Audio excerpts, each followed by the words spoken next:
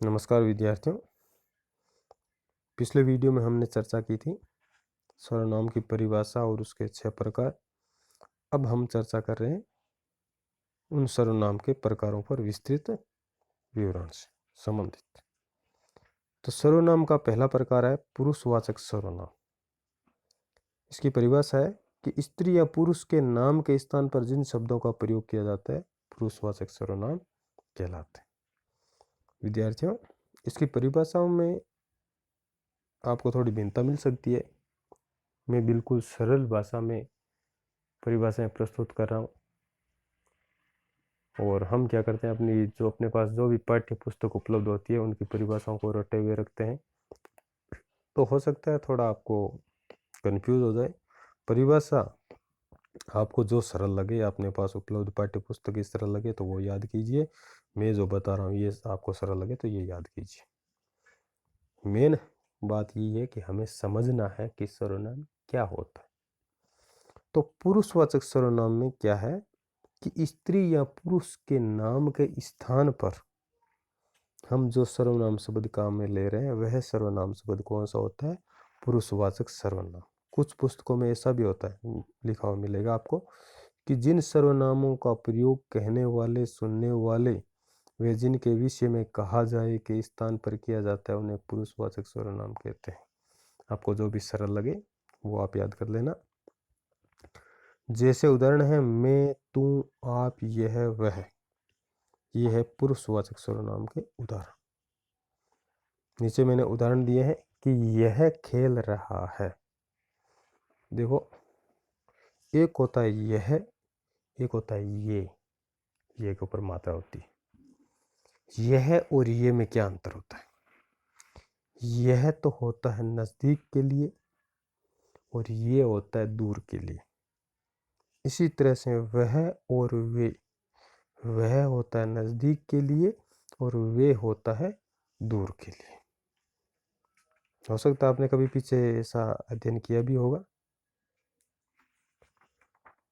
तो पहला जो वाक्य है कि यह खेल रहा है,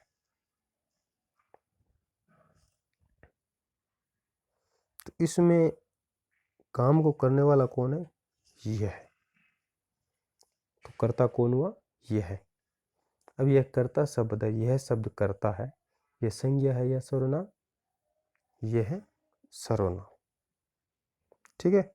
अब इस सर्वनाम में देखो, खेलने वाला कोई पुरुष या स्त्री हो सकता है, या तो पुल्लिंग है या स्त्रीलिंग है। कोई निर्जीव वस्तु तो खेल नहीं रही है। तो पुरुष या स्त्री के नाम के स्थान पर हमने एक नया शब्द काम में लिया और वो शब्द क्या है? यह है। तो यह शब्द क्या हो गया? पुरुषवाचक सर्वनाम। इसी तरह से वह पढ़ रहा है, पढ़ने वाला कोई निर्जीव थोड़ी है, सजीव है।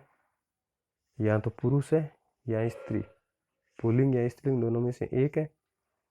उसके जो मूल नाम के हम मूल नाम को प्रकट नहीं करके उसके स्थान पर हमने नया शब्द काम में लिया, वह है। तो वह शब्द क्या हो गया? सर्वनाम। और कौन सा सर्वनाम बना? पुरुषवाचक सर्वनाम। इसी तरह से आप पढ़ने पर ध्यान दीजिए। तो इस तरह से बच्चों पुरुषवाचक सर्वनाम होते हैं, ये 3 प्रकार के होते हैं। पहला होता है उत्तम पुरुषवाचक सर्वनाम, दूसरा होता है मध्यम पुरुषवाचक सर्वनाम और तीसरा होता है अन्य पुरुषवाचक सर्वनाम। आज की इस वीडियो में हम केवल इसके एक ही भेद का अध्ययन करेंगे, उत्तम पुरुषवाचक सर्वनाम। जैसे संस्कृत में होता है ना, प्रथम पुरुष, मध्यम पुरुष, उत्तम पुरुष। इसी तरह से हिंदी में भी होते हैं। जिसे संस्कृत में हम प्रथम पुरुष कहते हैं उसे हिंदी में अन्य पुरुष कहते हैं।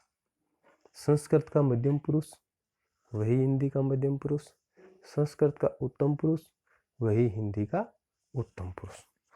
अब हमें यह समझना है कि उत्तम पुरुष क्या होता है। वक्ता, वक्ता का अर्थ होता है बोलने वाला, या लेखक यानी लिखने वाला।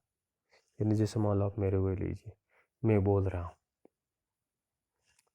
और आप स्वयं को लीजिए, जैसे मान लो आप लिख रहे हो। आप क्या बन गए? लेखक, और मैं बन गया वक्ता। तो हम क्या करेंगे, जिन सर्वनाम शब्दों का प्रयोग अपने नाम के स्थान पर करते हैं उत्तम पुरुषवाचक सर्वनाम कहलाते हैं। समझ में आया होगा।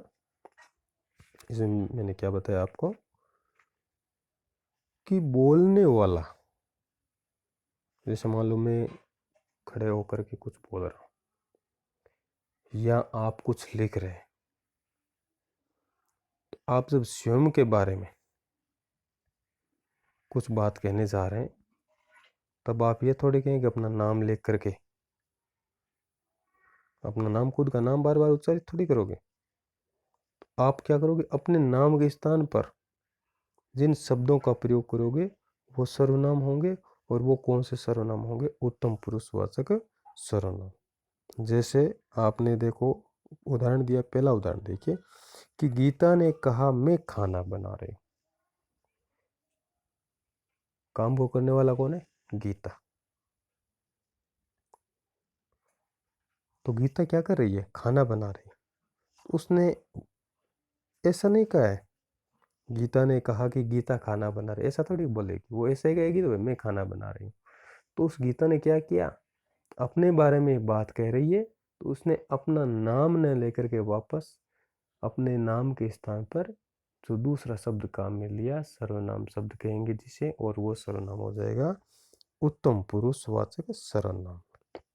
तो यहाँ पर मैं है वो क्या हो जाएगा, उत्तम पुरुषवाचक सर्वनाम। इसी तरह से राहुल ने कहा हम खेलने जाएंगे। तो राहुल ने स्वयं के लिए जो शब्द काम में लिया वो है हम, तो हम शब्द हो गया उत्तम पुरुषवाचक सर्वनाम। इसी तरह से हमें अहिंसा का मार्ग अपनाना चाहिए, हमें शब्द हो गया उत्तम पुरुषवाचक सर्वनाम। हमारा सारा कार्य पूर्ण हो गया, हमारा शब्द हो गया उत्तम पुरुषवाचक सर्वनाम। और हमारे सभी छात्र छात्राएं पास हो गए। तो यहाँ पर कहने वाला जो वक्ता है या लिखने वाला लेखक है, वो स्वयं के लिए जिस सर्वनाम का प्रयोग कर रहा है वो हो जाएगा उत्तम पुरुषवाचक सर्वनाम। विद्यार्थियों, हो सकता है आपको थोड़ा समझ में कम आया होगा। आप ध्यान से एक एक उदाहरण को गहराई से देखना, ध्यान से समझना। आप 2-3 बार इस वीडियो को जब देखोगे तो निश्चित रूप से आपको समझ में आएगा। और किसी भी प्रकार की दिक्कत हो तो ज़रूर बताएं। धन्यवाद, नमस्कार।